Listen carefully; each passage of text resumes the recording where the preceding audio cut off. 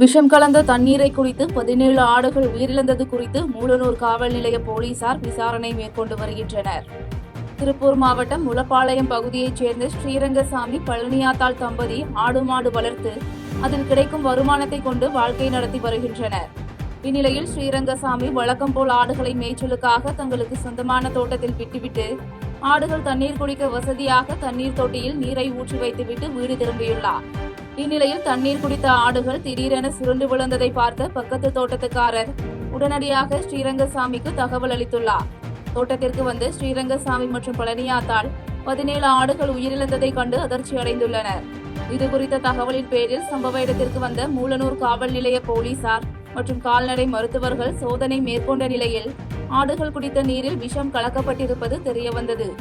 இதனைத் தொடர்ந்து போலீசார் தண்ணீரில் விஷம் கலந்த மர்ம நபர்கள் குறித்து விசாரணை மேற்கொண்டு வருகின்றனர். போனந்துட்டு தவிடு ஊத்திட்டு போனோம். 4:30 வந்து வாக்க எல்லாம் உள்ள செத்து கிடந்தது. எங்களுக்கு வந்து முடிட்டு போற போது தவிழ் வந்து பார்த்தவங்க எல்லாம் செத்து கிடந்தது. தாலி பார்த்தவங்க எதுவுமே எங்களுக்கு ஒன்றும் தெரியலைங்க. தாலியில ஏதாவது ஒரு மாதிரியாத்த எல்லாம் மறந்து மாதிரி அடுத்து தெரிஞ்சதுங்க. வேற எங்களுக்கு எதுவும் தெரியல. இதோட மதிப்பு எவ்வளோ இருக்குங்க?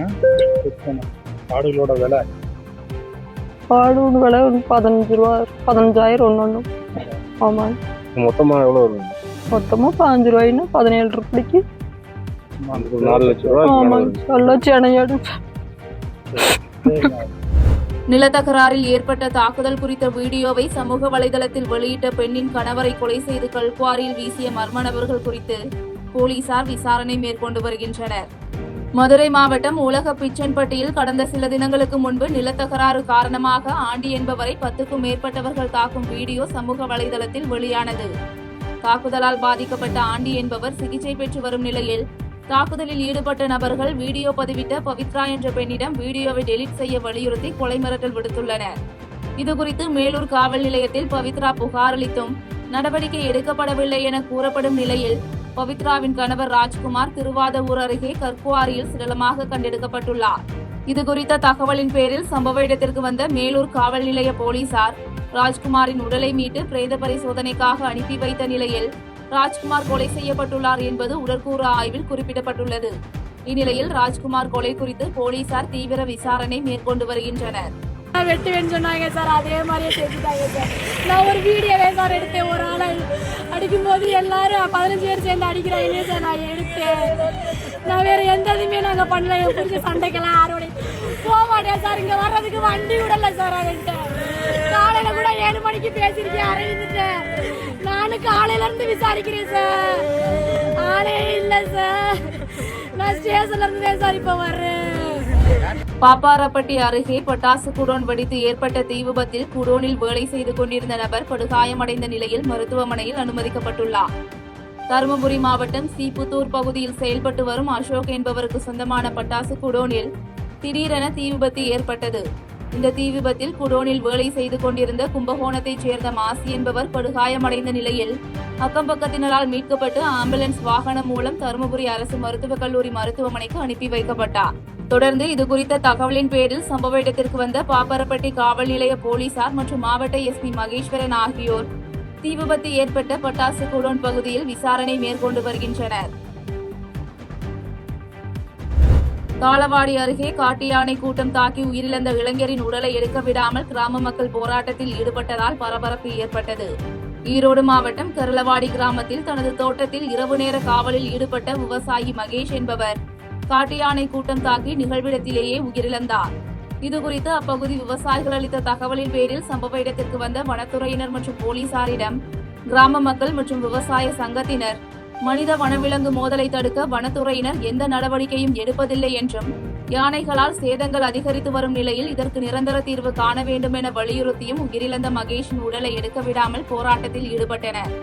இதனைத் தொடர்ந்து பேச்சுவார்த்தையில் ஈடுபட்ட போலீசார் விரைவில் இரும்பு தண்டவாளத்தால் ஆன தடுப்பு வேலி அமைக்க ஏற்பாடு செய்வதாக தெரிவித்த நிலையில் போராட்டம் கைவிடப்பட்டது. மேலும் உயிரிழந்த மகேஷின் உடல் உறவினர்களிடம் ஒப்படைக்கப்பட்ட நிலையில் இச்சம்பவம் அப்பகுதியில் சோகத்தை ஏற்படுத்தியுள்ளது. ஆரல்வாய்மொழி அருகே நண்பர் இறந்த துக்கம் தாழாமல் மனவேதனையில் இருந்த இளைஞர் தானும் தூக்கிட்டு தற்கொலை செய்து கொண்ட சம்பவம் அப்பகுதியில் சோகத்தை ஏற்படுத்தியுள்ளது. கன்னியாகுமரி மாவட்டம் செண்பகராமன் புத்தூர் மேலத்தெருவைச் சேர்ந்த வசந்தகுமார் என்பவர் வீட்டின் பின்புறம் உள்ள மரத்தில் தூக்கிட்டு தற்கொலை செய்து கொண்டார்.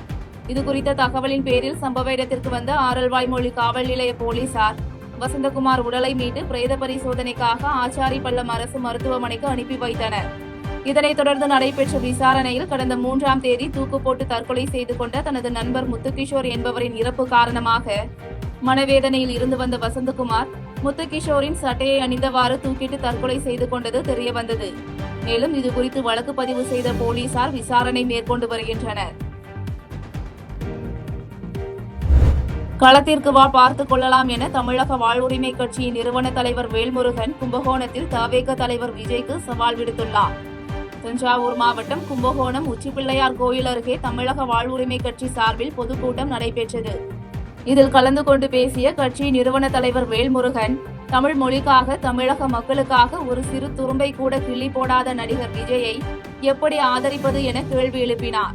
தொடர்ந்து சட்டமன்றம், நாடாளுமன்றம் நடைமுறைகளை தெரிந்து கொள்ளுங்கள் என்றும், அரசியலை கற்றுக்கொண்டு 10 ஆண்டு காலம் பொதுமக்களிடம் சேவையாற்றுங்கள் என்றும் விஜய் குறித்து பேசிய அவர், அதன்பின் அரசியலுக்கு வாருங்கள் என கருத்து தெரிவித்தார். மேலும் மு.க. ஸ்டாலின் மேயர், எம்எல்ஏ, துணை முதலமைச்சர் என படிப்படியாக மக்கள் சேவையாற்றி முதலமைச்சர் பதவி வகித்து வருவதாக குறிப்பிட்டு பேசிய அவர், களத்திற்கு வா பார்த்துக் கொள்ளலாம் என நடிகர் விஜய்க்கு சவால் விடுத்தார்.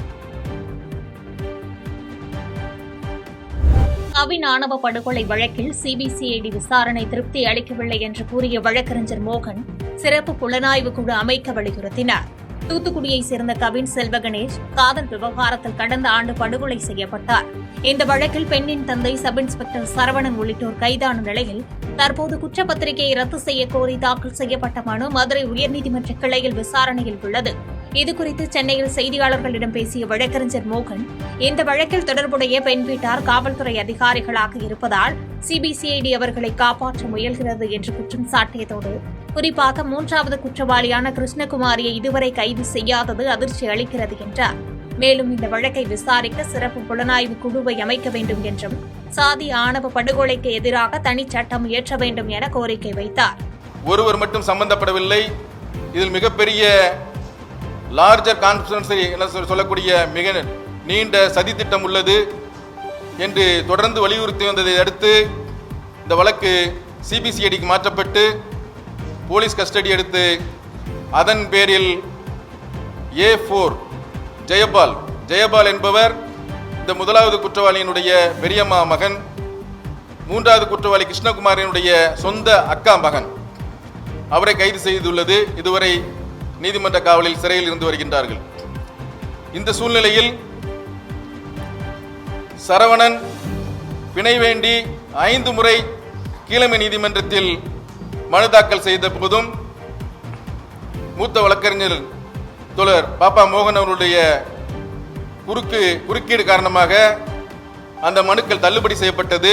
அதனை எதிர்த்து அவர் உயர்நீதிமன்றத்தில் பிணை மனு வேண்டி தாக்கல் செய்த மனுவும் கடந்த 3/12/2025 அன்று தள்ளுபடி செய்யப்பட்டுள்ளது. இந்த சூழ்நிலையில் 3வது குற்றவாளியான தாயார் இதுவரை கைது செய்யப்படவில்லை. திமுக காங்கிரஸ் இடையே உட்கட்சி பூசல் ஏற்பட்டுள்ளதாக எடப்பாடி பழனிசாமி தெரிவித்தார். திருச்சி விமான நிலையத்தில் செய்தியாளர்களை சந்தித்த அதிமுக பொதுச் செயலாளர் எடப்பாடி பழனிசாமி, திமுக அரசு மத்திய அரசிடமிருந்து முறையாக நிதி பெற தவறிவிட்டு பழியை மத்திய அரசு மீது போடுவதாக குற்றம் சாட்டினார். டிஎன்பிஎஸ்சி தேர்வு மற்றும் சட்டம் ஒழுங்கை பராமரிக்க தெரியாத அரசாக திமுக உள்ளது என்றும் சாடினார். மேலும் விஜய் வரி ஏய்ப்பு செய்தவர் என்பதை நீதிமன்றமே சுட்டிக்காட்டியுள்ளது என்றார். 2026 தேர்தலில் அதிமுக தனி பெரும்பான்மையுடன் ஆட்சி அமைக்கும் என உறுதிபட தெரிவித்தார். என்ன ஜீரோ அளிக்க போறாங்க?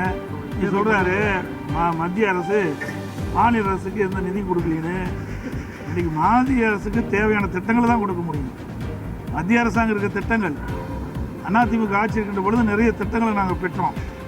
இந்த ஆட்சியாளர்கள் முறையாக மத்திய அரசு அணுகாத காரணத்தினால மாநில அரசுக்கு வர வேண்டிய திட்டங்கள் எல்லாம் கை நழுவி போய்கொண்டிருப்பதற்கு காரணமே இந்த திராவிட முன்னேற்ற கழக ஸ்டாலின் தலைவர் இருக்கிற அரசாங்கம் தான்.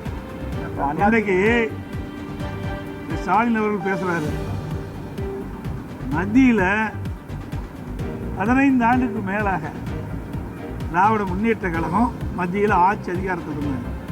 அப்பொழுது எவ்வளவு நிதியை மத்திய அரசாங்கம் பெற்றாங்க, எத்தனை திட்டங்கள் பெற்றிருக்காங்க, அதனால் மக்கள் எந்த நன்மை பெற்றிருக்குது.